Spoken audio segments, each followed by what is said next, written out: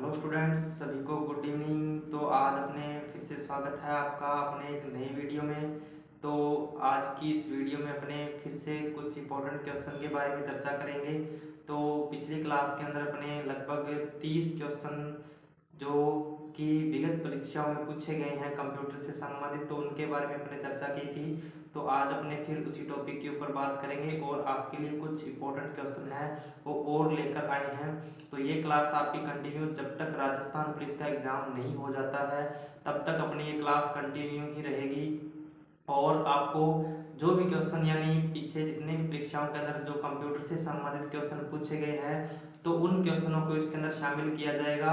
तो और इसी के साथ साथ में इनका आपको डिटेल से बताया जाएगा और पूरा पूरा आपको समझाने की कोशिश की जाएगी। तो आप ज़्यादा से ज़्यादा इस वीडियो को शेयर कर दीजिए। फिर अपने क्लास को शुरू करते हैं। तो अपने जो क्लास का टाइम रहेगा वो क्लास का टाइम अपने 8:15 बजे का रहेगा। तो सभी स्टूडेंट्स 8:15 बजे लगभग यानी जो क्लास है वो ज्वाइन कर लें, ताकि अपने जो क्लास है उनकी यानी न जो छूटे ना, यानी किसी भी प्रकार का क्वेश्चन है वो यानी मिस ना हो उनका। तो यानी जल्दी से जल्दी जो भी स्टूडेंट्स है तो वो लगभग सभी 8:15 बजे क्लास को ज्वाइन कर लीजिएगा। तो अभी अपने आज की जो क्लास है उसको शुरू करते हैं।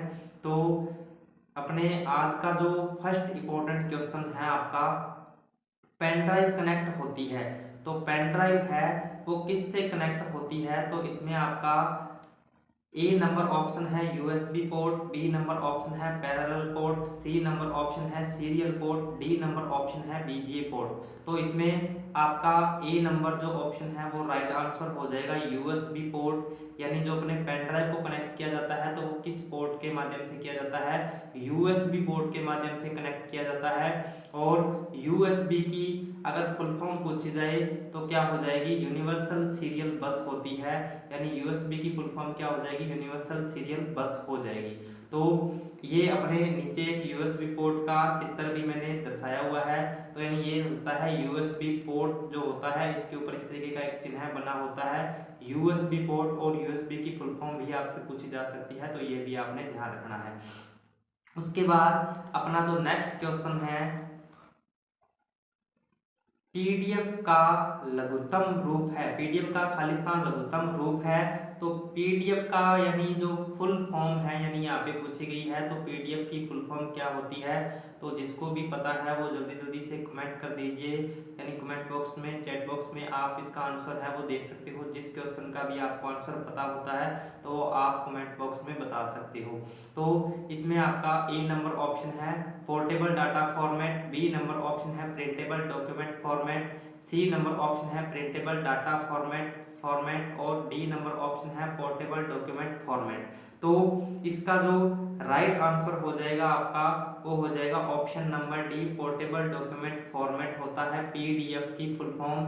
और कई बार ये भी एग्जाम के अंदर क्वेश्चन पूछा जाता है।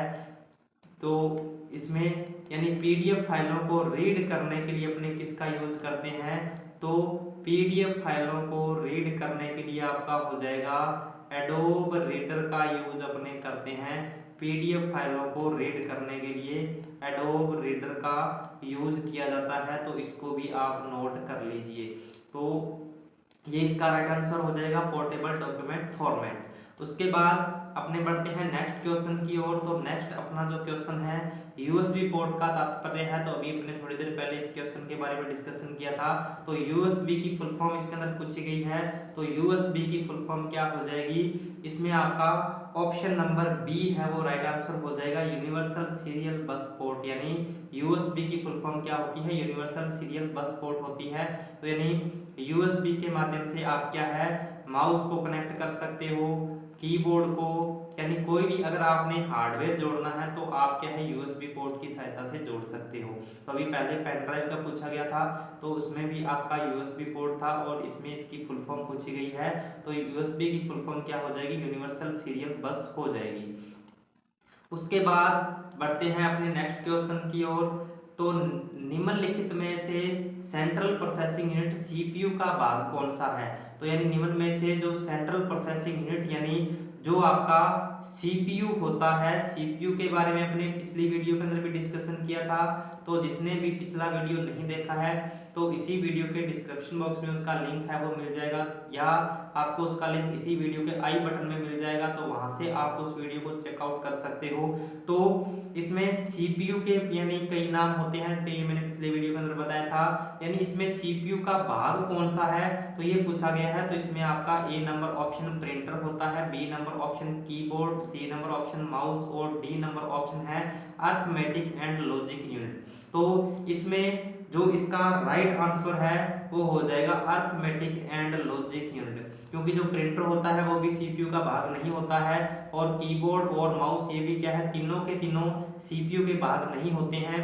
और इसमें सीपीयू का जो भाग होता है तो वो कौन सा हो जाएगा, अर्थमेटिक एंड लॉजिक यूनिट हो जाएगा। तो ये अर्थमेटिक एंड लॉजिक यूनिट यानी किसकी फुल फॉर्म है, तो ये आपकी एएलयू की फुल फॉर्म है। एएलयू की फुल फॉर्म क्या होती है, अर्थमेटिक एंड लॉजिक यूनिट होती है। तो अगर अपने सीपीयू के भाग की बात करें तो एक तो एएलयू हो जाएगा, एक एमयू यानी मेमोरी यूनिट होता है, और एक सीयू होता है यानी कंट्रोल यूनिट। यानी एक तो अर्थमेटिक लॉजिक यूनिट हो जाएगा, एक मेमोरी यूनिट हो जाएगा और एक कंट्रोल यूनिट हो जाएगा। तो यानी ये तीन सीपीयू के भाग होते हैं, तो ये आपने ध्यान में रखना है। उसके बाद नेक्स्ट क्वेश्चन है अपना, सीमोस का पूर्ण रूप क्या है। तो सीमोस का पूर्ण रूप क्या है, तो इसका अपने को आंसर करना है। तो जिसको भी पता है वो कमेंट बॉक्स में बता सकता है। तो इसमें अपने जो 5 नंबर का अपना राइट आंसर है वो हो जाएगा option number C, complementary metal oxide semiconductor होता है, सीमोस की फुल फॉर्म होती है। तो यानी सीमोस की फुल फॉर्म क्या हो जाएगी, कॉम्प्लीमेंट्री मेटल ऑक्साइड सेमीकंडक्टर होता है। तो ये अपने को ध्यान में रखना है। उसके बाद नेक्स्ट क्वेश्चन है अपना, नेक्स्ट क्वेश्चन, कंप्यूटर 5 मूल कार्य ऑपरेशन क्रियान्वित करता है जो इनपुट, खालिस्तान, आउटपुट, स्टोरेज और कंट्रोल है। तो यानी अपना जो कंप्यूटर है वो 5 जो कार्य है उनको क्रियान्वित करता है, तो वो कौन कौन से हैं। तो इसमें आपका एक तो इनपुट तो दे ही रखा है, यहाँ पे खाली जगह पर आपने बताना है, और आउटपुट होता है, स्टोरेज होता है और कंट्रोल होता है। तो इसमें से आपने यानी एक 5वां एक भाग कौन सा है, यानी जो कार्य करता है वो आपने बताना है। तो यानी इसका जो राइट आंसर है वो हो जाएगा प्रोसेस। यानी अपने क्या करते हैं, कंप्यूटर के अंदर पहले कोई भी इनपुट को देते हैं, इनपुट देने के बाद वो क्या करता है, उस डेटा को प्रोसेस करता है, यानी उस डेटा को प्रोसेस करने का काम करता है। फिर अपने को क्या है, उसका आउटपुट प्राप्त होता है, यानी फिर अपने को उसका क्या प्राप्त होगा, आउटपुट प्राप्त होगा। तो ये अपने यानी कई बार एग्जाम के अंदर ये भी क्वेश्चन पूछा जाता है, इनपुट का आउटपुट के अंदर रूपांतरण है वो किसके द्वारा किया जाता है। तो यानी इनपुट का जो आउटपुट के अंदर रूपांतरण है तो वो किसके द्वारा किया जाता है, प्रोसेसिंग के द्वारा, यानी प्रोसेस करने के बाद यानी किसके द्वारा किया जाएगा, तो आपका सीपीयू या प्रोसेसर के द्वारा किया जाता है। तो ये भी आपने ध्यान रखना, इस तरीके का एग्जाम के अंदर क्वेश्चन है वो भी पूछा जा सकता है। उसके बाद नेक्स्ट अपना जो क्वेश्चन है 7 नंबर, एएलयू का पूर्ण रूप क्या है। तो एएलयू का पूर्ण रूप लगभग मेरे को उम्मीद है भी सभी को पता होगा। तो इसका जो राइट आंसर है वो हो जाएगा अर्थमेटिक लॉजिक यूनिट हो जाएगा। अभी अपने इसके बारे में डिस्कशन किया था, एएलयू की फुल फॉर्म क्या हो जाएगी, अर्थमेटिक लॉजिक यूनिट होती है। तो इसका राइट आंसर हो जाएगा ऑप्शन नंबर सी। उसके बाद नेक्स्ट क्वेश्चन है अपना, ऑडियो सिग्नल आउटपुट करने के लिए इनमें से किस पोर्ट का उपयोग किया जाता है। यानी ऑडियो सिग्नल यानी कंप्यूटर के अंदर अगर इनपुट यानी ऑडियो सिग्नल आउटपुट करने के लिए यानी ऑडियो के रूप में अगर आउटपुट प्राप्त करना है तो अपने किस पोर्ट का उपयोग कर सकते हैं। तो इसमें आपका जो राइट आंसर है वो हो जाएगा सी नंबर, यानी HDMI पोर्ट का यूज कर सकते हैं।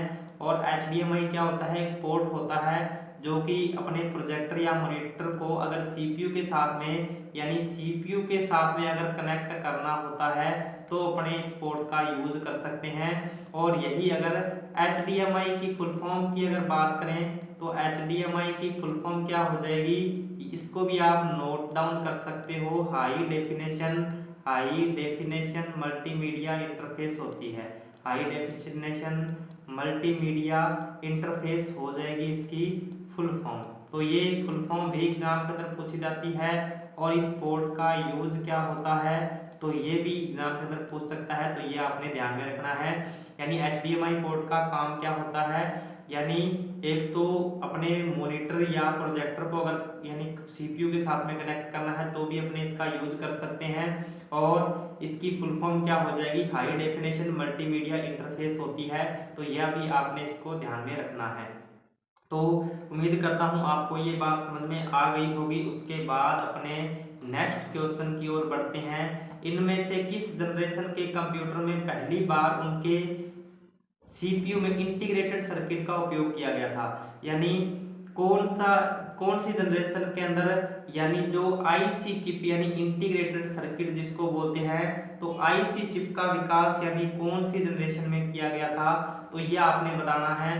तो इसका जो राइट आंसर है वो हो जाएगा तीसरी जनरेशन, यानी जो थर्ड जनरेशन अपनी थी उसके अंदर यानी क्या है, IC चिप का प्रयोग किया गया था। तो ये आपने ध्यान में रखना है। फर्स्ट जनरेशन का अगर पूछे तो क्या हो जाएगा, वैक्यूम ट्यूब और वॉल्व्स का प्रयोग किया गया था। और सेकंड जो जनरेशन है उसके अंदर ट्रांजिस्टर का। और थर्ड जो जनरेशन है उसके अंदर किसका प्रयोग किया गया था, IC का यूज किया गया था। और फोर्थ जो जनरेशन है उसके अंदर VLSI का। और फिफ्थ जो जनरेशन है उसके अंदर ULSI का प्रयोग किया गया था।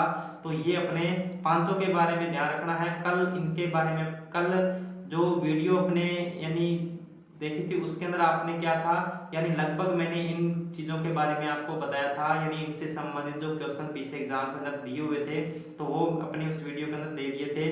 तो यहाँ पे अभी IC का पूछा गया है, तो IC का यानी यूज कौन सी जनरेशन के अंदर किया गया था, तो तीसरी जनरेशन के अंदर किया गया था। उसके बाद नेक्स्ट क्वेश्चन है अपना, इनमें से कौन कंप्यूटर के CPU का भाग नहीं है। तो अभी मैंने CPU के जो भाग होते हैं उनके बारे में चर्चा की थी। तो इसमें जो इसका राइट आंसर है वो हो जाएगा माउस, यानी जो माउस है वो क्या होता है, CPU का भाग नहीं होता है। क्योंकि अर्थमेटिक लॉजिक यूनिट ये भी होता है, कंट्रोल यूनिट भी होता है, और मुख्य मेमोरी यानी मेमोरी यूनिट ये भी होता है। तो यानी ये तीनों के तीनों CPU के भाग होते हैं। और जो अपना माउस होता है वो क्या होता है, CPU का भाग नहीं होता है। ये CPU के बाहर यानी इनपुट के लिए जोड़ा जाता है। तो इसका राइट आंसर हो जाएगा ऑप्शन नंबर डी। उसके बाद बढ़ते हैं अपने नेक्स्ट क्वेश्चन की ओर। CPU में CMOS चिप का उद्देश्य क्या होता है। तो यानी CPU में जो CMOS यानी जिसकी अभी अपने थोड़ी देर पहले फुल फॉर्म देखी थी, यानी कॉम्प्लीमेंट्री मेटल ऑक्साइड सेमीकंडक्टर, तो यानी उसका CPU के अंदर यूज क्या होता है, तो ये आपने बताना है। तो इसमें आपका A नंबर ऑप्शन है ऑपरेटिंग सिस्टम और मदरबोर्ड के बीच इंटरफेस, B नंबर ऑप्शन है सिस्टम की सूचनाएं जैसे कि समय और तिथि को सहेजता है, C नंबर ऑप्शन है कंप्यूटर के सभी आंतरिक भागों को पावर देता है, D नंबर आंतरिक भागों को अधिक गर्म होने से बचाता है। तो इसका जो राइट आंसर है वो हो जाएगा ऑप्शन नंबर बी, सिस्टम की सूचनाएं जैसे कि समय और तिथि को सहेजता है। यानी कंप्यूटर में टाइम और डेट को सही रखने का जो काम है वो यानी कौन सा करता है, टाइम और डेट को सही रखने का काम यानी कौन करता है, तो आपका CMOS करता है। एक CMOS की बैटरी यानी एक छोटा सेल भी आता है जो इतने साइज का लगभग होता है, यानी वो CMOS की बैटरी होती है और कंप्यूटर में टाइम और डेट को सही रखने का काम करता है। तो ये जो क्वेश्चन है पिछली बार जो राजस्थान पुलिस का एग्जाम हुआ था तो उसके अंदर ये क्वेश्चन पूछा गया था। तो आज की वीडियो में अपने जितने भी क्वेश्चन जो डिस्कशन करेंगे वो लगभग राजस्थान पुलिस के अंदर जो पूछे गए हैं उन्हीं क्वेश्चनों को इस वीडियो के अंदर शामिल किया गया है। तो अपने इन क्वेश्चनों की सहायता से हेल्प मिलेगी कि किस तरीके के क्वेश्चन हैं जो राजस्थान पुलिस के अंदर पूछे जाते हैं, अपने उन्हीं टॉपिक्स के बारे में ज़्यादा से ज़्यादा चर्चा करेंगे। तो उसके बाद उम्मीद करता हूँ ये आपको समझ में आ गया होगा। उसके बाद बढ़ते हैं अपने नेक्स्ट क्वेश्चन की ओर। तो नेक्स्ट जो अपना क्वेश्चन है, निम्नलिखित में से कौन सा विकल्प अरिथमेटिक और लॉजिक ऑपरेशन निष्पादित करता है, यानी कौन सा ऐसा जो विकल्प है जो अरिथमेटिक और लॉजिक कैलकुलेशन को पूरा करता है। तो इसमें आपका A नंबर ऑप्शन है storage unit, B number option है CPU, C नंबर ऑप्शन है इनपुट और इनपुट यूनिट, और डी नंबर ऑप्शन है रैम यानी रैंडम एक्सेस मेमोरी। तो इसमें जो इसका राइट आंसर है वो हो जाएगा सीपीयू यानी सेंट्रल प्रोसेसिंग यूनिट के द्वारा क्या है, कोई भी अर्थमेटिक और लॉजिक कैलकुलेशन जो होती है उसको संपादित किया जाता है, निष्पादित किया जाता है। तो इसका राइट आंसर हो जाएगा ऑप्शन नंबर बी। उसके बाद नेक्स्ट जो अपना इंपॉर्टेंट क्वेश्चन है, एसएमपीएस का पूर्ण रूप बताएं। तो एसएमपीएस का पूर्ण रूप क्या होता है और एसएमपीएस क्या चीज होती है। तो एसएमपीएस क्या होता है, जो अपने एक मेन पावर सप्लाई होती है, यानी ये क्या है, एक मेन पावर सप्लाई होती है, यानी पावर सप्लाई करने के लिए इसका यूज किया जाता है, पावर सप्लाई करने के लिए। तो जो अपने घरों में जो लाइट आती है वो कौन सी आती है, एसी लाइट आती है। तो ये एसएमपीएस क्या कर देता है, उस लाइट को किसके अंदर कन्वर्ट कर देता है, डीसी लाइट के अंदर कन्वर्ट कर देता है। एक तो आपने ये ध्यान में रखना है, यानी जो एसएमपीएस है वो काम क्या करता है, एसी लाइट को डीसी लाइट के अंदर कन्वर्ट करता है। तो यहाँ पे ये जो मैंने चित्र दिया हुआ है ये किसका है, एसएमपीएस का ही है। ये अपने सीपीयू के अंदर लगा होता है और ये एसी करंट को किसके अंदर चेंज कर देता है, डीसी करंट के अंदर चेंज कर देता है। और अगर अपने इसकी फुल फॉर्म की बात करें तो इसकी फुल फॉर्म हो जाएगी, ऑप्शन नंबर बी है वो इसका राइट आंसर हो जाएगा, ऑप्शन नंबर बी। यानी इसका क्या हो जाएगा, स्विच्ड मोड पावर सप्लाई, यानी एसएमपीएस की जो फुल फॉर्म है वो होती है। और एसएमपीएस क्या होता है आप इसको नोट डाउन भी कर सकते हो, यानी एसएमपीएस एक मेन पावर सप्लाई होती है जो एसी लाइट को डीसी लाइट के अंदर कन्वर्ट करती है। और एसएमपीएस की फुल फॉर्म क्या हो जाएगी, स्विच्ड मोड पावर सप्लाई होती है। उसके बाद नेक्स्ट क्वेश्चन है अपना, किसी कंप्यूटर सिस्टम में सभी ऑपरेशन कहाँ प्रोसेस किए जाते हैं, यानी किसी कंप्यूटर सिस्टम के अंदर जो सभी ऑपरेशंस हैं उनको कहाँ पर प्रोसेस किया जाता है। तो इसमें आपका ए नंबर ऑप्शन है मदरबोर्ड, बी नंबर ऑप्शन है मेमोरी, सी नंबर ऑप्शन है सीपीयू, डी नंबर ऑप्शन है रैम 2। तो इसका जो राइट आंसर है वो आपका वो हो जाएगा ऑप्शन नंबर सी, यानी जितने भी ऑपरेशंस हैं उनको कहाँ पर प्रोसेस किया जाता है, तो उनको सीपीयू के अंदर प्रोसेस किया जाता है। तो इसका राइट आंसर हो जाएगा ऑप्शन नंबर सी। उसके बाद नेक्स्ट जो अपना इंपॉर्टेंट क्वेश्चन है, सीपीयू का वह भाग जो तार्किक सक्रिय लॉजिकल ऑपरेशन निष्पादित करता है उसे क्या कहते हैं। तो यानी सीपीयू का वह भाग जो लॉजिकल ऑपरेशंस को निष्पादित करता है तो उसको क्या कहा जाता है। तो आज की वीडियो में अपने लगभग जो क्वेश्चन है वो यानी सेंट्रल प्रोसेसिंग यूनिट यानी सीपीयू से संबंधित है, क्योंकि सीपीयू जो होता है वो कंप्यूटर का मुख्य पार्ट होता है और जो चीजें मुख्य यानी जो इंपॉर्टेंट होती है उन्हीं में से जो क्वेश्चन है वो पूछा जाता है। तो अभी इसमें तार्किक सक्रिय जो होती है उनको निष्पादित करता है, तो कौन सा करता है, तो इसमें आपका ए नंबर ऑप्शन रैम होता है, B number option ALU, C number option motherboard, D number option है रजिस्टर। तो इसका जो राइट आंसर है वो हो जाएगा एएलयू, यानी जो अर्थमेटिक और लॉजिक यानी अंकगणित व तार्किक इकाई को जो सॉल्यूशन है वो कौन करता है, तो आपका सीपीयू ही करता है। तो इसका राइट आंसर हो जाएगा ऑप्शन नंबर बी। उसके बाद नेक्स्ट क्वेश्चन है अपना, निम्न में से कौन सी एक यंत्र सामग्री नहीं है। तो यानी निम्न में से कौन सी एक यंत्र सामग्री नहीं है, तो इसमें आपका ए नंबर ऑप्शन है प्रिंटर, बी नंबर ऑप्शन है कीबोर्ड, सी नंबर ऑप्शन है माउस, डी नंबर ऑप्शन है प्रचालन तंत्र। तो इसका जो राइट आंसर है वो हो जाएगा प्रचालन तंत्र, क्योंकि जो ऊपर दिए हुए हैं प्रिंटर हो गया, कीबोर्ड हो गया और माउस हो गया, तो ये किससे संबंधित है, सारे के सारे अपने कंप्यूटर से संबंधित है। लेकिन ये एक ऐसा नाम है जो कंप्यूटर से संबंधित नहीं है, तो इसका राइट आंसर हो जाएगा ऑप्शन नंबर डी। उसके बाद नेक्स्ट जो अपना इंपॉर्टेंट क्वेश्चन है, सीपीयू के भाग हैं, तो सीपीयू के भाग कौन कौन से हैं इनके बारे में अभी अपने डिस्कशन किया था। तो इसमें आपका A number option ALU, B number option CU, C number option है रजिस्टर और डी नंबर ऑप्शन है उपरोक्त सभी। तो इसका जो राइट आंसर है वो हो जाएगा ऑप्शन नंबर डी, यानी उपरोक्त सभी हो जाएगा, यानी तीनों के तीनों ही सीपीयू के भाग होते हैं। तो इसका राइट आंसर हो जाएगा ऑप्शन नंबर डी। उसके बाद नेक्स्ट क्वेश्चन है अपना, वह हार्डवेयर डिवाइस कौन सी है जिसे आम तौर पर कंप्यूटर का ब्रेन कहते हैं, यानी कंप्यूटर का ब्रेन या दिमाग किसको कहा जाता है, यानी कंप्यूटर का माइंड किसको कहा जाता है। तो ये इस क्वेश्चन के अंदर आपको बताना है। तो इसमें आपका A number option RAM chip, B number option data input, C number option CPU, D number option है सेकेंडरी स्टोरेज। तो इसका जो राइट आंसर है वो हो जाएगा ऑप्शन नंबर सी, यानी सीपीयू को क्या कहा जाता है, कंप्यूटर का दिमाग, माइंड या ब्रेन इसको कहा जाता है। यानी सीपीयू का ब्रेन, यानी जो कंप्यूटर का ब्रेन किसको कहा जाता है, तो सीपीयू को कहा जाता है। तो इसका राइट आंसर हो जाएगा ऑप्शन नंबर सी। उसके बाद नेक्स्ट क्वेश्चन है अपना, अनेक घरेलू उपकरणों में निर्मित छोटे और सस्ते कंप्यूटर किस प्रकार के होते हैं। तो यानी जो घरेलू काम के लिए अपने किस कंप्यूटर का यूज करते हैं, तो इसमें आपको बताना है तो कौन सा कंप्यूटर हो जाएगा। तो इसमें आपका ए नंबर ऑप्शन है mainframe, B number option है mini computer, C number option है माइक्रो कंप्यूटर, डी नंबर इनमें से कोई नहीं। तो इसका जो राइट आंसर है वो हो जाएगा ऑप्शन नंबर सी, यानी माइक्रो कंप्यूटर जो होता है उसका उपयोग अनेक घरेलू उपकरणों में, यानी सस्ते कंप्यूटर होते हैं और घरेलू कामों में जिसका यूज किया जाता है। तो इसके अंदर अगर अपने बात करें कौन कौन से आ जाएंगे, तो अपना जो टच मोबाइल होता है वो इसके अंदर आ जाएगा, लैपटॉप इसके अंदर आ जाएगा, लैपटॉप आपका हो जाएगा लैपटॉप और जो डेस्कटॉप कंप्यूटर होता है, नोटबुक होता है, पीडीएफ वगैरह, तो ये सारे के सारे यानी किसके अंदर आते हैं, तो आपके माइक्रो कंप्यूटर की श्रेणी में आते हैं, क्योंकि इनका जो यूज अपने करते हैं वो पर्सनल वर्क के लिए इनका यूज करते हैं। तो इसका राइट आंसर हो जाएगा ऑप्शन नंबर सी। उसके बाद नेक्स्ट क्वेश्चन है एलसीडी का पूरा नाम क्या होता है।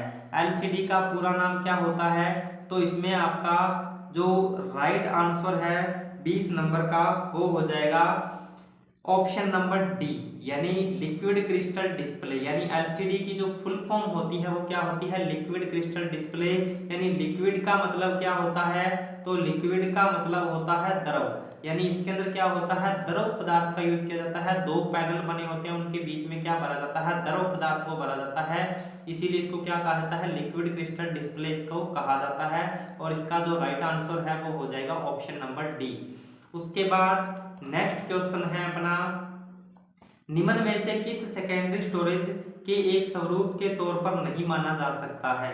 यानी किसको एक सेकेंडरी स्टोरेज के रूप में नहीं माना जा सकता है, तो इसमें आपका ए नंबर ऑप्शन है floppy disk, B number option है optical disk, C number option है हार्ड डिस्क और डी नंबर ऑप्शन है रैम। तो इसका जो राइट आंसर है वो हो जाएगा रैम। तो जो रैम होती है वो कौन सी मेमोरी के अंदर आती है, आपकी प्राइमरी मेमोरी के अंदर आती है, यानी प्राइमरी या प्राथमिक मेमोरी इसको कहा जाता है। तो ये प्राइमरी मेमोरी के अंतर्गत आती है, और ऊपर वाली जो तीनों की तीनों मेमोरी दी हुई है ये सेकेंडरी स्टोरेज डिवाइस है।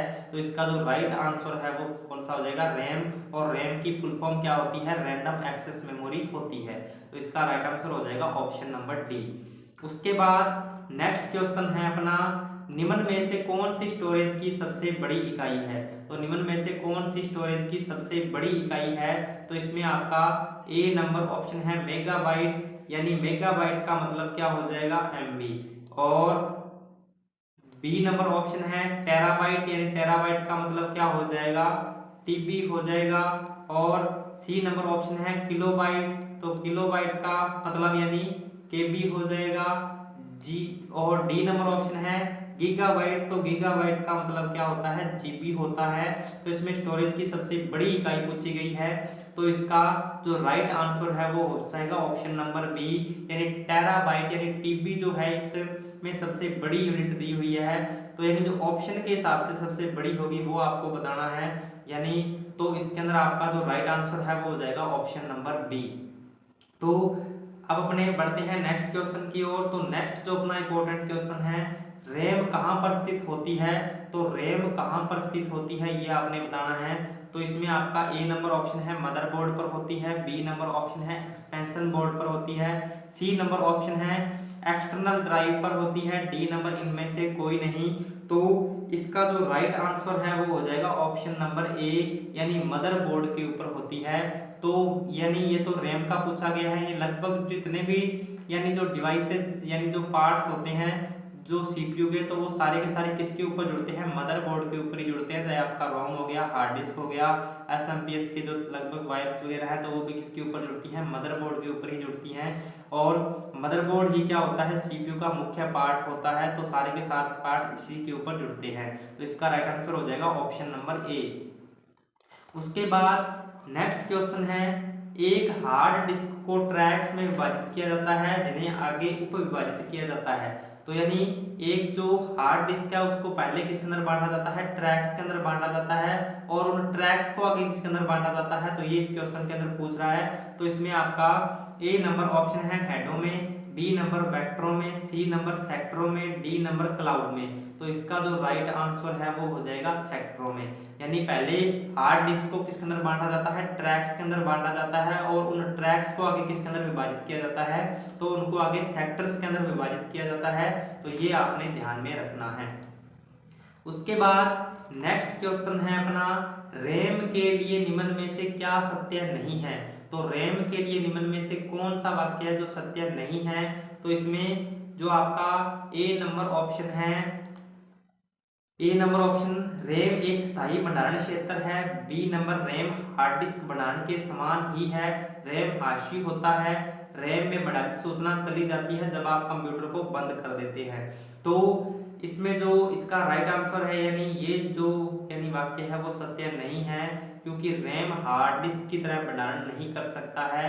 रैम के अंदर क्या होता है, हार्ड डिस्क के जितना डेटा स्टोर नहीं होता है। और हार्ड डिस्क की अगर अपने बात करें तो हार्ड डिस्क क्या करती है, डेटा को लंबे समय तक स्टोर करके रख सकती है, लेकिन जो अपनी रैम होती है, रैम क्या है, लंबे समय तक डेटा को स्टोर नहीं कर सकती।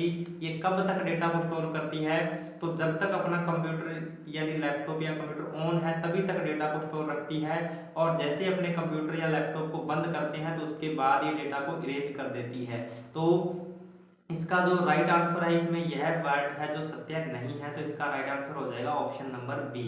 उसके बाद नेक्स्ट क्वेश्चन है अपना, निम्न में से कौन सा परिवर्तनशील स्मृति का एक उदाहरण है। यानी परिवर्तनशील किसकी प्रकृति विघटित प्रकार की है, यानी कौन सी ऐसी मेमोरी है जो लाइट जाने के बाद डेटा को खो देती है। तो अभी अपने पिछले क्वेश्चन के अंदर ही इसका डिस्कशन किया है। तो इसमें जो इसका राइट आंसर है वो हो जाएगा रैम। यानी रैम एक ऐसी मेमोरी होती है जो परिवर्तनशील स्मृति का एक उदाहरण है। यानी ये क्या होती है, परिवर्तनशील होती है, यानी जैसे ही जब तक इसको लाइट मिलती है तभी तक ये डेटा को स्टोर रखती है, और जैसे ही इसको लाइट मिलना बंद हो जाती है तो ये क्या कर देती है, अपना डेटा है वो इरेज कर देती है। तो इसका राइट आंसर हो जाएगा ऑप्शन नंबर बी। उसके बाद नेक्स्ट क्वेश्चन है अपना, एक हार्ड डिस्क ट्रैक्स एवं खालिस्तान में विभाजित होती है। तो अभी इस क्वेश्चन के बारे में लगभग डिस्कशन किया था, मिलता जुलता ही क्वेश्चन है। तो इसमें जो इसका राइट आंसर है वो हो जाएगा सेक्टर्स। तो यानी ट्रैक्स और ट्रैक्स को आगे किसके अंदर बांटा जाता है, सेक्टर्स के अंदर बांटा जाता है। तो ये अपने ध्यान में रखना है। उसके बाद नेक्स्ट क्वेश्चन है, खालिस्तान को एक निश्चित समय अंतराल के बाद रिफ्रेश करने की आवश्यकता होती है। तो यानी कौन सी एक ऐसी मेमोरी है जिसको क्या है, प्रति सेकंड यानी रिफ्रेश यानी कुछ अंतराल के बाद उसको रिफ्रेश करना पड़ता है। तो इसमें आपका ए नंबर ऑप्शन है static RAM, B number option है dynamic RAM, C number option है magnetic memory, D number option है ऑप्टिकल मेमोरी। तो इसका जो राइट आंसर है वो हो जाएगा ऑप्शन नंबर बी, यानी डायनेमिक रैम जो होती है वो प्रति सेकंड रिफ्रेश होने वाली मेमोरी है। इसको क्या है, कुछ समय अंतराल के बाद क्या है, रिफ्रेश करना पड़ता है। तो इसका राइट आंसर हो जाएगा ऑप्शन नंबर बी।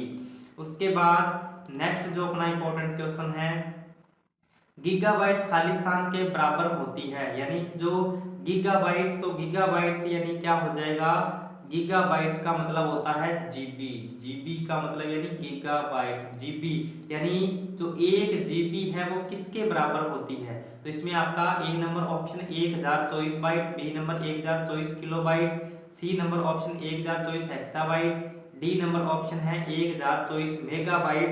तो इसका जो राइट आंसर है वो हो जाएगा 1024 मेगाबाइट, यानी 1024 MB किसके बराबर हो सकती है, किसके बराबर हो जाएगी, 1 GB के बराबर होती है।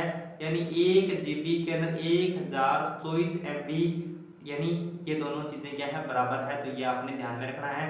तो इस तरीके के क्वेश्चन काफ़ी यानी पूछे जाते हैं, तो मैं एक अलग से आपके लिए वीडियो डाल दूंगा जिसमें आपको सभी यूनिट्स जो स्पेशल मेमोरी यूनिट्स है वो दी हुई होगी, तो वो आप वहाँ से आप उसको रीड कर लेना। तो ये आपके जितने भी जिस प्रकार से भी इनके अंदर से क्वेश्चन बनेंगे तो वो आप सभी को क्या है, हल कर सकते हो। तो इसका भी ऑप्शन नंबर डी है वो राइट आंसर हो जाएगा। तो उम्मीद करता हूँ आपको यहाँ तक बढ़िया तरीके से समझ में आ गया होगा। और अब अपने बढ़ते हैं नेक्स्ट क्वेश्चन की ओर। तो नेक्स्ट क्वेश्चन है अपना, नेक्स्ट क्वेश्चन, कैश मेमोरी किन दोनों के बीच में कार्य करता है। तो कैश मेमोरी जो होती है, यानी ये जो मेमोरी है अगर इसकी बात करें तो ये सबसे छोटी होती है, सबसे तेज होती है और सबसे महंगी मेमोरी होती है। तो अभी इसमें पूछ रहा है ये किन के बीच में वर्क करता है, तो इसमें आपका ए नंबर ऑप्शन सीपीयू और रैम, यानी जो कैश मेमोरी होती है आपकी वो क्या है, सीपीयू और रैम के बीच में काम करती है आपकी कैश मेमोरी। तो ये आपने ध्यान में रखना है, सीपीयू यानी प्रोसेसर और रैम के बीच में जो मेमोरी कनेक्ट होती है वो कौन सी मेमोरी होती है, कैश मेमोरी होती है। तो ये आपने ध्यान में रखना है। और ये अगर सबसे तेज मेमोरी का पूछे और अगर आपको ऑप्शन के अंदर अगर रजिस्टर दिया हो तो आपने क्या करना है, रजिस्टर मेमोरी करना है। और अगर आपको रजिस्टर न देके और कैश मेमोरी दिया हुआ हो तो आपने क्या करना है, कैश मेमोरी करना है। तो इस चीज का आपने ध्यान में रखना है। तो इसका भी जो राइट आंसर है वो हो जाएगा ऑप्शन नंबर ए, यानी सीपीयू और रैम के बीच में जोड़ी जाती है आपकी कैश मेमोरी। उसके बाद नेक्स्ट क्वेश्चन है अपना, इसे निर्माण के समय पर प्रोग्राम किया जाता है, यह मेमोरी है, यानी इसमें से आपको बताना है भी कौन सी ऐसी मेमोरी है जिसको जब यानी कंप्यूटर को बनाया जाता है उसी टाइम उसके अंदर जो कंप्यूटर के प्रोग्राम्स हैं उनको फिक्स कर दिया जाता है। तो इसमें से आपको बताना है, तो जिसको भी पता है जल्दी से आप कमेंट कर सकते हो, यानी जिसको भी आपका अगर किसी का आंसर अगर आपको पता होता है तो वो आप उसको चैट में लिख दिया करो। तो इसमें आपका ए नंबर ऑप्शन रोम है, B number option RAM, C number option P ROM, D number option है ई पी रोम। तो इसका जो राइट आंसर है रोम, यानी रीड ओनली मेमोरी एक ऐसी मेमोरी होती है इसको जब कंप्यूटर में को तैयार किया जाता है उसी टाइम उसके जो प्रोग्राम्स हैं उनको फिक्स कर दिया जाता है रोम के अंदर। तो इसका राइट आंसर हो जाएगा ऑप्शन नंबर ए। उसके बाद नेक्स्ट क्वेश्चन है अपना, निम्नलिखित भंडारण युक्ति में से किसमें डेटा की सबसे बड़ी राशि स्टोर कर सकते हैं। तो यानी इनमें से आपको बताना है कि किसमें सबसे बड़ी राशि को स्टोर कर सकते हैं।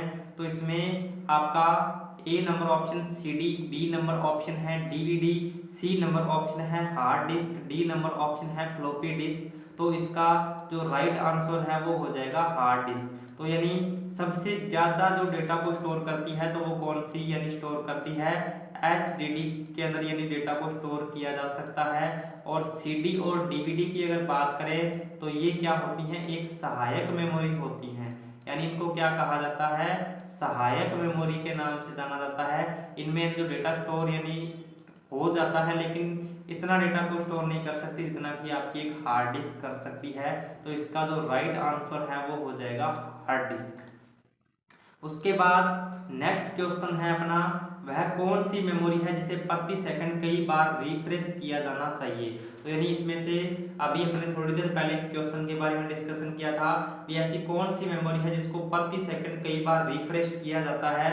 तो इसका जो राइट आंसर है वो हो जाएगा डायनेमिक रैम, यानी जो आपका डायनेमिक यानी रैम होता है, डी रैम जिसको शॉर्ट में कहा जाता है, डी रैम यानी डायनेमिक रैंडम एक्सेस मेमोरी जो होती है इसको क्या है, प्रति सेकंड कई बार रिफ्रेश किया जाना चाहिए। तो ये इसका राइट आंसर हो जाएगा ऑप्शन नंबर बी। उसके बाद नेक्स्ट क्वेश्चन है अपना, हार्ड डिस्क के दोनों पक्ष किस में लेपित होते हैं, यानी हार्ड डिस्क के ऊपर किस चीज की परत है वो बनी होती है। तो ये आपने बताना है। तो इसका ए नंबर ऑप्शन है चुंबकीय धातु ऑक्साइड, और बी नंबर ऑप्शन है ऑप्टिकल धातु oxide, C number option carbon परत, डी नंबर ऑप्शन है उपरोक्त सभी। तो इसका जो राइट आंसर है वो हो जाएगा ऑप्शन नंबर ए, यानी चुंबकीय धातु ऑक्साइड की परत बनी होती है हार्ड डिस्क के दोनों पर, यानी किससे लेपित होती है, चुंबकीय धातु ऑक्साइड के से, यानी क्या होती है, लेपित होती है। तो इसका राइट आंसर हो जाएगा ऑप्शन नंबर ए। उसके बाद नेक्स्ट और अपना जो लास्ट क्वेश्चन है, सबसे तेज मेमोरी है, तो यानी सबसे तेज मेमोरी कौन सी होती है। तो अभी अपने थोड़ी देर पहले इस क्वेश्चन के बारे में, जब मैं आपको कैश मेमोरी के बारे में बता रहा था, तो मैंने आपको बताया था कि सबसे तेज मेमोरी कौन सी होती है। तो अगर आपको ऑप्शन के अंदर रजिस्टर मेमोरी दिया हुआ हो, तो आपने यहाँ पे क्या करना है, रजिस्टर मेमोरी को ही करना है। और अगर आपको रजिस्टर मेमोरी न दिया हो और सीधा ही ऑप्शन के अंदर अगर कैश मेमोरी दिया हुआ हो, तो आपने क्या करना है, कैश मेमोरी वाला ऑप्शन है वो करना है। तो इसका जो राइट आंसर है वो हो जाएगा ऑप्शन नंबर डी, यानी कैश मेमोरी जो होती है वो सबसे तेज मेमोरी के अंदर मानी जाती है। तो आई होप आपको ये वीडियो पसंद आई होगी। जितने भी इंपॉर्टेंट क्वेश्चन हैं उनको आपने बड़े तरीके से तैयार कर लिए हैं। तो अभी ये जो अपनी क्लास है, तो ये आपकी जो क्लास है यानी कंटिन्यू इसी तरीके से आपकी चलती रहेगी, और इसका टाइम रहेगा अपने 8:15 बजे। और जब तक कि आपका राजस्थान पुलिस का एग्जाम नहीं हो जाता, तब तक आपके लिए क्लास इसी तरीके से चलती रहेगी। तो आप समय निकाल कर इस क्लास को जरूर ज्वाइन कर लीजिए। और अगर बाई द वे आपकी किसी दिन क्लास मिस भी हो जाती है, तो आपको ये क्लास उसके जस्ट बाद अपलोड यानी मिल जाएगी, तो वहाँ से आप उसको दोबारा से भी देख सकते हो। तो इसी तरीके से अपने जो क्लास है आपके लिए कंटिन्यू करते रहेंगे, और लगभग आपको 30, 35, 40 जितने भी क्वेश्चन एक दिन के अंदर यानी हल करवाए जाएंगे, तो वो आपको यानी करवा दिए जाएंगे हर एक क्लास के अंदर। तो और ज़्यादा से ज़्यादा आप क्या है इसको शेयर कर दिया करो, ताकि जो भी स्टूडेंट्स यानी राजस्थान पुलिस की तैयारी कर रहे हैं, तो उनके लिए काफ़ी हेल्पफुल होगी। और राजस्थान पुलिस और प्लस ट्रिपल सी यानी ट्रिपल सी की जो भी तैयारी कर रहा है, तो वो भी इस क्लास को ज्वाइन कर सकता है, क्योंकि इसके अंदर जो लेवल है वो थोड़ा सा हाई होता है। और इसी वजह से जो ट्रिपल सी एग्जाम के अंदर जो क्वेश्चन पूछे जाते हैं, तो वो क्वेश्चन क्या है आपको इसके अंदर मिल जाएंगे। तो इससे आपको काफ़ी हेल्प है वो मिलेगी, और आपकी तैयारी बढ़िया तरीके से हो जाएगी। और इसी के साथ साथ आप हमारे टेलीग्राम ग्रुप को भी ज्वाइन कर सकते हैं, इसका लिंक आपको डिस्क्रिप्शन बॉक्स में मिल जाएगा। उस टेलीग्राम ग्रुप के ऊपर क्या है, आपको डेली 9:15 बजे क्विज चलती है जीके की, तो उससे आप क्या है अपना आकलन है वो कर सकते हो कि आपकी कितनी तैयारी है। टॉपिक वाइज आपको से क्या है क्विज यानी इसके अंदर चलेंगी। तो आपको यानी टेलीग्राम ग्रुप ज्वाइन करना है, प्लस इस चैनल को सब्सक्राइब करना है, वीडियो को लाइक करना है और शेयर करना है। और इसी